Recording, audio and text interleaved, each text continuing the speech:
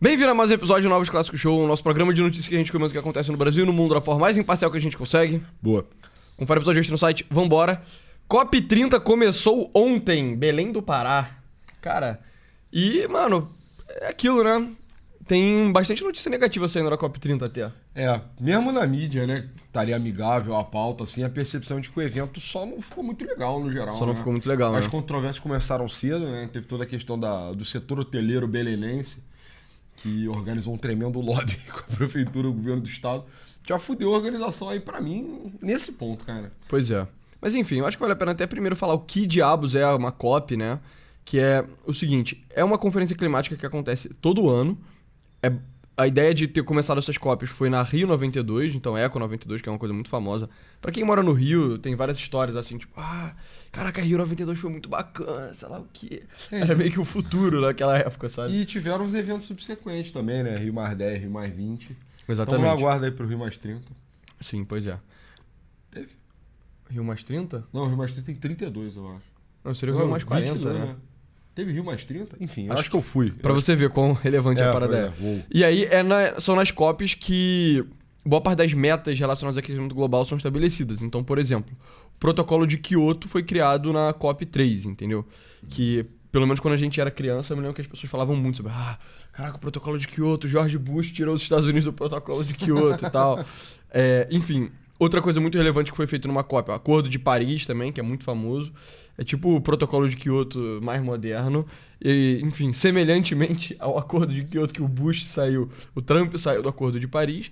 E, cara, é isso, né? Acontece todo ano. Dessa vez tá sendo em Belém, que, pô, é meio que no meio da Amazônia e tal. Então era pra ser uma coisa muito bacana. Só que, cara, tá sendo meio... Pulmão do mundo. Pulmão do mundo, só que tá sendo meio underwhelming, assim, né? Então, eu acho que tem várias notícias aqui. Já teve o problema do... Teve aquele problema dos hotéis, teve o problema da água ser tipo R$70, tá faltando comida, nego tá tendo que se alimentar com sorvete e tal. Mas acho que uma forma boa de ver a relevância é vendo quem não está presente, né? Então vamos abrir o chat GPT aqui rapidinho. Quais líderes de países do G20 não estão presentes na COP30 em Belém? Peraí, mas você não... Como é que você pesquisou sem digitar, cara? Pois é, incrível, né? Aqui, aquavoice.com, o melhor serviço de dicção da internet hoje em dia, feito direto do Vale do Silício, trazido para o Brasil através de Novos Clássicos. Então, enfim, vocês viram aqui, cara, literalmente você só stop typing, just talk. Então você para de digitar, você pode só falar com o seu computador. Você aperta um botão, fala e ele redige muito rápido, com muita acurácia, entendendo termos técnicos. Para você ver, ele entendeu aqui G20, entendeu COP30 e tal. Então ele não vai errar esse tipo de coisa. E, cara, a ideia é que ele seja acurado e rápido o suficiente para você conseguir trabalhar. Então, digitar um e-mail, programar, ou então só ficar promptando IA, que é o melhor uso, né? O mais sensacional, assim. E, cara, te economiza muito tempo, traz muita praticidade pro seu dia. Vai que você é uma pessoa, sei lá, que tem tá com problema no dedo, dor no dedo. Cara, encaixa perfeitamente em tudo, é amigável a todos os tipos de aplicações. E, pô, você ainda ajuda o canal, né? No fim das contas. Exatamente. Se você ceder ao Aqua, que então, é inevitável, né? Entre no aquavoice.com e bota o código NC 3 meses para ter 3 meses de grátis do modelo mais avançado e ilimitado. Então, o que o menor taxa de erro, o que mais entende jargão técnico. E você pode só ficar falando ad infinitum, que por 3 meses pelo menos não vai acabar o seu, enfim, número de palavras. Mas, enfim, voltando aqui. Cara, você vê, ele... Engraçado, né? Tá misturando as palavras, mas o presidente dos Estados Unidos não está participando da COP30. Donald Trump não veio? Quem diria? Donald Trump não veio. A China não veio também, pelo menos o Xi Jinping não veio. A Índia não veio, o primeiro-ministro indiano não tá comparecendo. A Rússia também não veio, sei que o ChatGPT não respondeu aqui, mas a gente já tinha feito essa pesquisa antes. Mas isso aí nem se quisesse muito, né? Pois é. Cara, Austrália, não. Austrália, enfim. Grã-Bretanha. A Grã-Bretanha não veio e, cara, meio complicado, né? Flop. Não ter o líder, pelo menos, dos Estados Unidos, da China, da Índia e da Rússia, cara, são os principais poluidores, assim. Já abarcou aí quase metade, acho que, do universo de poluição do planeta Terra, cara. Pois é. Só nesses 4 aí, né? Então, pois é. É aquilo, né? Uma coisa que governos têm dificuldade de entender, que só fazer o evento não implica que o evento vai ter o peso que ele provavelmente poderia ter ou deveria ter, né? Só porque você sediou não quer dizer que você vai ter a relevância devida. É diferente da Copa do Mundo. Sim. Que onde você sediou, vem todo mundo joga, todo mundo disputa. Pois e aí é necessário. Agora, questões diplomáticas, tem mais nuance, né? E, cara, vendo aqui na Folha, você consegue separar várias matérias meio que falando, cara, puta, essa COP30 na verdade, a COP tá perdendo relevância e tal. Tem muitas matérias com relação a isso. A Folha publicou um editorial falando disso, que ela tá buscando relevância em um contexto desfavorável. Então é isso, após dezenas de conferências da ONU, o avanço na contenção das emissões e do aquecimento é insatisfatório. Mas mesmo assim eles falam tipo, não, apesar das dificuldades, a gente precisa desse multilateralismo e tal. Eu achei isso aqui bastante interessante, que os leitores expõem pessimismo em relação à COP30 e o quote que foi destacado é reunião para acertar a próxima reunião. E realmente, né? Tendo todo ano, passa uma vibe meio tipo... É muito, né? Muito, né? Evento anual é muita coisa. Assim, quando você tratar de um tema que, é óbvio, tem a sua relevância, né? Pelo menos nos últimos anos mostrou muito a sua relevância, seu impacto, o dinheiro que movimenta, o poder que gera, todo ano é muita coisa, né? Não tem como todo mundo estar disponível todo ano. Pois eu acho que essa opção também por destinos cada vez mais não ortodoxos na COP também é meio... Sabe, a escolha por Belém, eu entendo o branding. COP em Amazônia, pulmão do mundo. Mas a triste realidade é que a cidade não tem a menor condição de sediar e ela afasta lideranças mundiais, né? Que temem pela sua segurança, sua integridade, temem o baixo impacto do evento. Sim. Então, por mais que Belém, a partir da semana que vem, vai ter reconhecido o status transitório de capital nacional. Mas será a capital do Brasil por, sei lá, acho que uma semana, né? Ou coisa parecida, não é o suficiente para animar o Xi Jinping, né? Sim. Que não iria para um lugar como Belém, assim, que é uma cidade...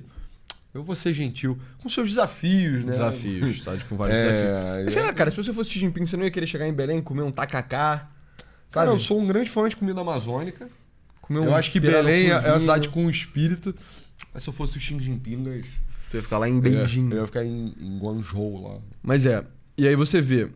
O outro comentário muito comum com relação à COP é sobre, se vai cumprir os objetivos. Aí boa parte das pessoas dizem não. Temos vários líderes mundiais preocupados com o meio ambiente, mas na prática estão vindo seus voos privados, hospedando-se em iates de luxo, mas preocupados em posar bem na foto. Deve haver políticas que promovam equilíbrio com o interesse da população, como o exemplo da Vale. Enfim, será que esse cara trabalha na Vale, né? Isso é bem aleatório. Possível. Que explora e mesmo assim realiza trabalho de preservação de bloco a Vale, sabe? E, enfim, teve, né, tragédias, Brumadinho, Mariana. Não é possível isso. Depois... Empresas que trabalham em preservação, tipo a ExxonMobil. Sim. Você pesquisa sobre COP30 no Twitter e esse é o tipo de coisa que você vê, né? Como faz para ser um bom ativista climático? Ter um avião privado, ter um iate, 5 mansões, sabe? Okay. Palestrar pessoas pobres sobre o quão egoístas elas são e give yourself an award, né? Tipo, se entrega um prêmio. Eu gostei desse ritual aí também de entrada, cara. É um ritual bem de engraçado, né? Assim. É hilário, né, cara? Quanto será que custou a diária aí de cada pessoa que se vestiu de bichinho, cara? Sim, mas... Tinha um cara de tartaruga ali que tava dando a vida, assim. Pois é. E, enfim, cara, acabou que a gente não vai ler exatamente nenhuma matéria, porque tá bem no começo da COP30, então ainda não foi decidido as grandes coisas. A gente vai mais falar do clima que circunda, que é esse clima de buscar relevância quando o mundo meio que tá quase que... Em inglês existe a expressão moving on, né? O mundo tá tipo, cara, essa parada de clima... Foi bom. Foi bom enquanto durou, mas... Acho que o grau de convencimento dos especialistas climáticos tem caído. Tem caído, né, cara? Inclusive a própria Greta Thunberg, né, já tá fazendo seu rebranding aí, anticolonial, decolonial. Pois é. Palestino. O próprio Bill Gates fez essa declaração aqui, que acredita que as mudanças climáticas não levarão à destruição da humanidade. Então... Cara, Bill Gates, que você não sabe, não é só o dono da Microsoft, né? É talvez talvez o maior, cara. Ativista climático do setor privado. Em termos de pessoa física, né? Pessoa física, a Bill and Melinda Foundation. Era, cara, das iniciativas assim, enfim, de combate à pobreza, né? Erradicação da miséria no mundo. E também, cara, proteção do clima, porra. Sim. Inclusive, Bill Gates colocou a fortuna dele à disposição. Isso é uma coisa que ele fala, sei lá, vai lá, uns 15, 20 anos. Que, meus filhos vão ter só 1% de tudo que eu acumulei e tal, o resto vai tudo pra minha fundação. Porra, se ele tá tirando... Pois é, então, literalmente, ele falou em um memorando, alertou contra o alarmismo climático e parece ter mudado algumas de suas opiniões sobre as mudanças climáticas. E aí, cara, tem esse artigo aqui, que ele é muito bom, do The Free Press. Não, o Bill Gates que separou da mulher também recentemente, né? Num contexto bastante complicado aí, tá um pouco fora do spotlight. Mas tem esse artigo aqui do The Free Press também, que é o seguinte: eu pensava que as mudanças climáticas acabariam com o mundo. Estava enganado. E aí esse Ted Norhaus, ele explica aqui... Esse artigo é relativamente longo, né? Como costumam ser os artigos do The Free Press. Mas ele fala, cara, sobre... Literalmente, eu costumava argumentar que, se o mundo continuasse queimando combustíveis fósseis nos níveis atuais, a catástrofe seria praticamente certa. O aquecimento da Terra, escrevemos Michael Schellenberger e eu. Michael Schellenberger que é famoso no Brasil, enfim. Até que ponto, né, pessoa? Mas... Não, pra galera que é Bolsonaro, ele é famoso. Ele faz a dobradinha boa com o Glenn Greenwald. Enfim, ele escreveu com Michael Schellenberger no livro de 2007 Breakthrough que o aquecimento da Terra fará com que o nível do mar suba e a Amazônia entre em colapso. De acordo com cenários encomendados pelo Pentágono, desencadeará uma série de guerras por recursos básicos, como alimentos e água. Já não acredito nessa hipérbole. Então, tipo, é isso, né? Eu diria que hoje em dia isso soa meio ridículo mesmo, sabe? A não ser pra quem tá muito, tipo, dentro da parada, isso soa meio, tipo, cara, sério mesmo? Ou pra quem tá muito dentro ou pra quem tá muito fora, né? Que não percebendo que meio que essa pauta ambiental, ela minguou em relevância. Muito. Na época, eu, como a maioria dos especialistas em clima, acreditava que as emissões, mantendo-se o ritmo atual, levariam a um aquecimento de cerca de 5 graus até o final desse século. Essa suposição nunca foi plausível. Ela pressupunha alto crescimento populacional, alto crescimento econômico e lenta mudança tecnológica. Mas as taxas de natalidade vêm caindo, o crescimento econômico global está desacelerando e a economia global vem descarbonizando há décadas. E aí depois continua. Ele fala aqui sobre... Tem motivos pelo qual você acha que não deveria ser igual. Mas aqui... Cadê? Como resultado, a maioria das estimativas do pior cenário de aquecimento até o final do século agora sugere 3 graus ou menos. Mas à medida que o consenso mudou, a reação da grande parte da comunidade científica e de defesa do clima não foi de se tornar menos catastrófica. Em vez disso, foi simplesmente deslocar o foco da catástrofe de 5 para 3 graus de aquecimento. Então é isso, né? 20 anos atrás, a ciência, né, climática, que é uma parada bem questionável assim, falava que não, vai aumentar 5 graus, e porque vai aumentar 5 graus, vai ter várias catástrofes. E na verdade agora o consenso foi de, não, 5 graus é demais, na verdade vai ser mais para 3. E ao invés de falar tipo, 3 não vai ter tanta catástrofe, os caras só falam que vai ter o mesmo grau de catástrofe de qualquer maneira. Por que você renunciaria a essa autoridade, né? Pois é, e é isso que o Bill Gates está falando aqui dele tá alertando contra o alarmismo climático, né? Nesse artigo ele fala mais pra frente que outro problema foi trazer os problemas do futuro pro presente também. Então, enfim. Isso é ainda mais desconcertante, visto que as boas notícias vão muito além das projeções de aquecimento a longo prazo. Apesar de um aquecimento de quase 1,5 graus no último século, a mortalidade global causada por eventos climáticos extremos caiu mais de 96% per capita. Então, por exemplo, no começo do século passado, pela sociedade, pelo mundo ser muito mais pobre, se você tinha uma enchente, a chance de você morrer era muito mais alta. Se você tinha, sei lá, fogos, talvez grandes incêndios florestais fossem mais comuns. Eu acho que o que mata mais é enchente, principalmente, né? Provavelmente. Mas hoje em dia, como o mundo tá mais rico, você consegue construir infraestrutura pra meio que lidar com isso, né? Acho que um grande exemplo é tipo o Rio Amarelo. Cara, na China, por milhares de anos, de 100 em 100 anos, você tinha tipo uma enchente colossal que matava tipo milhões de pessoas. E aí os chineses só enriqueceram o suficiente, aí nos últimos séculos, eu não sei se foi no século XX ou no século XIX, eles construíram meio que barragens ao longo do Rio Amarelo inteiro, agora o Rio Amarelo não faz mais enchente. Então, tipo, pelo menos não catastróficas igual eram antigamente, né? Ou seja, uma parada que foi central na sociedade chinesa por milênios, que era o Rio Amarelo faz enchente e mata gente pra caralho, não acontece mais, sabe? Sim. E coisas semelhantes também ao redor do mundo inteiro, sabe? Cara, eu acho que a modulação também do colapso climático foi mudando, assim. Como um garoto, né, que acompanhou isso mais novo, assim, primeiras coisas falavam muito sobre o aumento do nível do mar e como isso deslocaria milhões, né, se não bilhões de populações pelo mundo todo. Depois passou a ser modulado como colapso de alguns macroclimas que são muito importantes. Então, era o colapso amazônico e principalmente o colapso também, ou o processo de expansão e desertificação do Sahel, que ia desalojar milhões e milhões. Existe desertificação no Sahel, mas por outros motivos. Mas de qualquer forma. Isso também é mitigável. Hoje em dia as pessoas sabem disso mais do que qualquer coisa. Mas, enfim, aí, milhões de pessoas vão ser desalojadas na África. E o que a gente vai fazer com essas pessoas? Elas vão estar suscetíveis. E aí, de um tempo pra cá, iniciativas globais têm tido, cara, sequência de triunfos assim com o clima. A gente sempre fala aqui. Por exemplo, uma coisa que assustava muito quando a gente era novo e hoje em dia não assusta mais. Camada de ozônio. Eu lembro do Rio de Janeiro ter o alerta de quão rarefeito tava a atmosfera no dia. Você ia à praia, você consultava lá o negócio. Hoje o ozônio tá bom, hoje tá ruim. Isso eu... impactaria, tipo, a sua chance de pegar câncer de pele.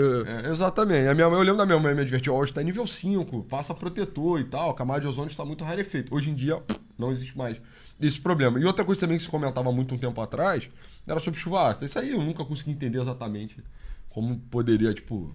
Eu me lembro disso, a humanidade. Quando a gente era muito criança, tinha esse livro de geografia, sabe? Exato. Livro de ciências e tal, que era... Ai, não, chuva ácida. Aí mostrava uma foto de uma estátua meio derretida. E, tipo, o que fazia a criança extrapolar era tipo, caralho, se eu pegar chuva, eu vou derreter igual a estátua, tá então eu lembro até de ter esse tipo de troca em sala de aula assim. Cara, se faz isso com a estátua, então vai me derreter. O professor, não vai te derreter. Aí eu ficava de meio... E aí, então o que acontece? Mas eu acho que a humanidade tem se mostrado capaz de endereçar essas dificuldades. Tipo, eu não vou passivamente ser obliterado pelas minhas escolhas, e agora, hoje em dia, a gente já está ao ponto de questionar até que ponto são as escolhas humanas que acabam produzindo esse tipo de efeito, ou o grau de agência humana em todos esses problemas. E, honestamente, cara, sobre questão climática, eu me encontro profundamente otimista, assim, hoje em dia. Não assusta mais, né? Pois é. Então... É isso. O mundo está a caminho de registrar este ano, o que é quase certamente o menor nível de mortalidade relacionado ao clima na história da humanidade. Enfim, e aí é isso, né? Aqui ele continua. No final da década de 2000, a comunidade de defesa do clima percebeu que enquadrar as mudanças climáticas como risco futuro não seria suficiente do ponto de vista político para transformar os sistemas energéticos dos Estados Unidos e globais de maneira que a maioria acreditava ser necessária. Assim, o movimento passou a tentar transferir o foco da catástrofe climática do futuro para o presente. Mas essa narrativa entra em conflito com as evidências existentes, incluindo dados coletados pelo cientista político e professor Roger Pielke Jr., enfim. E aí, cara, a verdade verdadeira é que esse artigo é mais longo, ele fala de mais coisa, mas esse cara não é, esse Ted Norhaus não é o único ativista climático que tá meio tipo, cara, puta... Se pá, eu meio que... O pessoal tava exagerando, hoje em dia o pessoal tá exagerando mais. E isso tá virando cada vez mais a opinião das pessoas mais cool, assim, sabe? Então, por exemplo... E aí eu acho que vale até a pena mostrar esses dois... Tem dois opiniões aqui. Um sobre a Thelma Krug, que pergunta... As COPs têm alcançado seus objetivos? Aí a Thelma Krug diz que sim. E o outro, o Rafael Guimarães, diz que não. Aí você vê. Rafael Guimarães é o quê? Ele é advogado, mestre, doutor em direito, ou seja, o cara, porra, tem um colegaço de profissão. Especialista em direito ambiental e mudanças climáticas. Ou seja, ele é um cara do clima, mas ele é advogado. E você tem a Thelma Krug, que é presidente do Sistema Global de Observação para o Clima, representou o Brasil em COP21, foi vice-presidente do IPCC e pesquisadora sênior do INPE. Ou seja, você tem uma pessoa mais ligada ao mundo das ONGs e dos ativistas climáticos e uma pessoa menos ligada ao mundo das ONGs e dos ativistas climáticos. E a parada é justamente essa. Se você ler esses dois artigos, não vale a pena a gente ler, você vê que, cara, tem alcançado os objetivos? Ela diz que sim, mas depois ela começa a falar meio que não, né? Que, tipo, na verdade, o que ela tá defendendo não é que a COP alcançou o objetivo, é que elas são importantes para formular política pública. E política pública no nível meio que global, assim, né?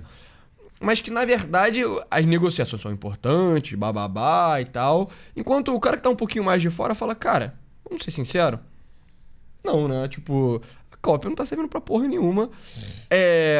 A gente faz os grandes acordos, tipo de Paris e tal, mas a conclusão óbvia é que pouco se avançou. E aí tá ficando essa dinâmica, que é, cara, quem tá muito dentro do mundo dos ativistas e das ONGs e dos órgãos internacionais ainda continua na linha ortodoxa de tipo, não, caraca, a gente precisa investir $1 bazilhão para combater a mudança climática, senão um meteoro vai cair e vai destruir todo mundo.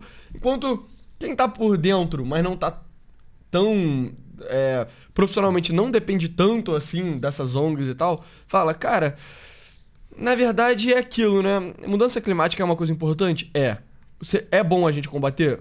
Sim, com certeza. Ainda mais essas coisas como chuva ácida, camada de ozônio e tal, que geram malefícios mais diretos, mensuráveis, e é mais factível você combater. Mas a verdade verdadeira, cara, é que, puta, o pessoal tá exagerando um pouco demais, assim, sabe? E aí a consequência agora a gente já tá na COP30, cada vez mais tem tido menos moral, todo esse negócio de COP e tal, sabe? Então, eu me lembro, cara, enfim, eu fiz a faculdade entre 2017 e 2021, 2022, assim. E aí eu tava trabalhando nessa época. Era muito comum nessas discussões climáticas a ideia de que até 2030 você tinha que já ter avançado pra cacete em algumas métricas de emissão, especificamente net zero, né? E aí, cara, eu me lembro que em 2022 eu tava trabalhando numas coisas disso, eu ficava tipo, cara, sabe? Sei lá, eu cheguei a fazer um negócio que era pra indústria de aço. E aí a parada era tipo, você ter net zero pra 2030. Cara, era muito óbvio que você não ia alcançar. Net zero pra 2050, que também era meio que o objetivo. É aquilo, né? Você vai empurrando com a barriga sempre.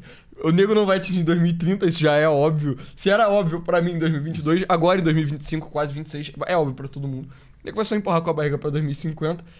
E, cara, até 2050 não vai rolar, entendeu? Tipo, descarbonizar aço é uma puta bagulho insano. E teve um evento também, mais ou menos nessa época, que foi aquela grande fraude da Volkswagen, né? Que eles estavam fraudando os dados de emissão de todos os carros pra poder atingir, tipo, metas, critérios que fosse da Comissão Europeia, na verdade. E esse tipo de coisa acontece, cara, num nível muito alto, assim. Todo o mercado de crédito de carbono, que era uma das principais, ainda é, uma das principais medidas para mitigar emissão, né? Dado que você não consegue, produzir aço com realmente, sem queima é impossível, né? Impossível. Tem várias tecnologias lá que nego supõe. Você consegue mitigar. Seria capaz. Tipo, tem tecnologias hipotéticas que não existem que conseguiriam fazer que você produzisse aço, tipo, virgem.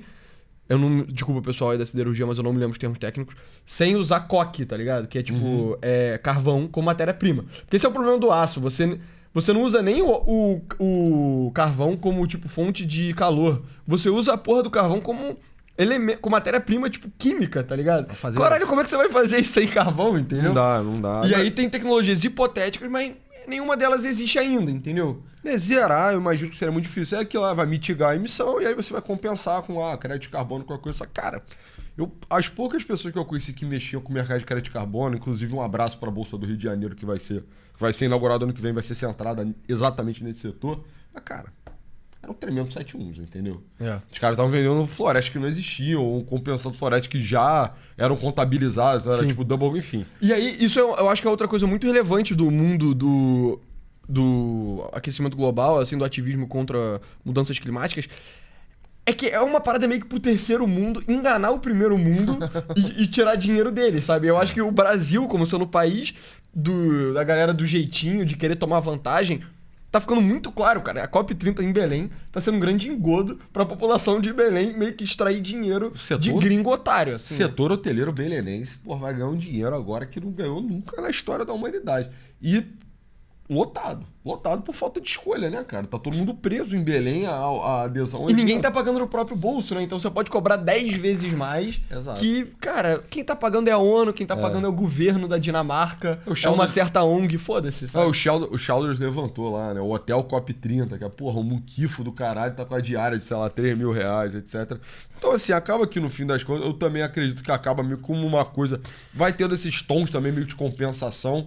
O Brasil tem muita autoridade moral na questão climática, então advogar contra, né, ou mostrar ceticismo assim, eu acho que talvez numa perspectiva geopolítica brasileira nem seja interessante. Eu acho que o Brasil tenderia a ser um dos últimos a abandonar essa bola, na verdade. Tem muita autoridade por conta da matriz energética brasileira, que é, altamente renovável, né, graças às hidrelétricas, não graças às fontes mais modernas, eólica, solar. Mas mesmo assim, o Brasil tem muito potencial de energia solar, principalmente, mas eólica também. Tem muito, tem bastante, já cresceu muito, tá em franca expansão o setor, mas no fim das contas das hidrelétricas, né? Sim. Boa parte, mais da metade da matriz energética brasileira é hidrelétrica. E o Brasil tem a floresta amazônica também. Amazônica, né? Exatamente. É um país de grande biodiversidade, de multitude de biomas, é um país pra galera, né? Você fala Brasil no mundo, o cara pensa numa florestona, numa onça, numa arara. Ele pensa no filme Rio, sabe? Que tem arara, né? Tem biodiversidade e tal. O Brasil é um país biodiverso. Então, eu imaginaria que o Brasil tende a ser um dos últimos a abandonar essa bola. Mas, de qualquer forma, não dá. Eu acho que não se sustenta muito mais tempo. Não, sabe? E você vê, a China diz que países ricos devem financiar a ação climática e se esquiva de aporte ao fundo de floresta. Cara, a China, hoje em dia a China é um país rico, cara, foi mal. É o maior PIB do mundo hoje em dia, superou os Estados Unidos. A per capita é menor. Cara, mesmo assim, sabe? Já é um país de renda média, sacou? No litoral. Agora, o próximo plano de meta chinês é para consolidar de vez a China como país de renda média para alta. Mas no litoral, o chinês, esse é dado chinês, tá? o chinês litorâneo, ele tem uma renda per capita igual ao do português, cara. É tipo 93% da renda do português. E crescendo, né? E crescendo rápido, diferente de Portugal. E aí, porra, não vai falar que isso não é um país rico. Eu entendo lá que tem dificuldade no meio agrário, na China. Ninguém vai, ninguém conhece, sei lá, Xinjiang, etc. Não quero falar sobre isso. Mas, porra, cara, a China ficar se escusando dessa culpa sendo o grande poluidor. Tem outro país que esse, pra mim, talvez seja até mais filha da puta em termos de questão climática, que é a Indonésia, cara. A Indonésia e a Índia também.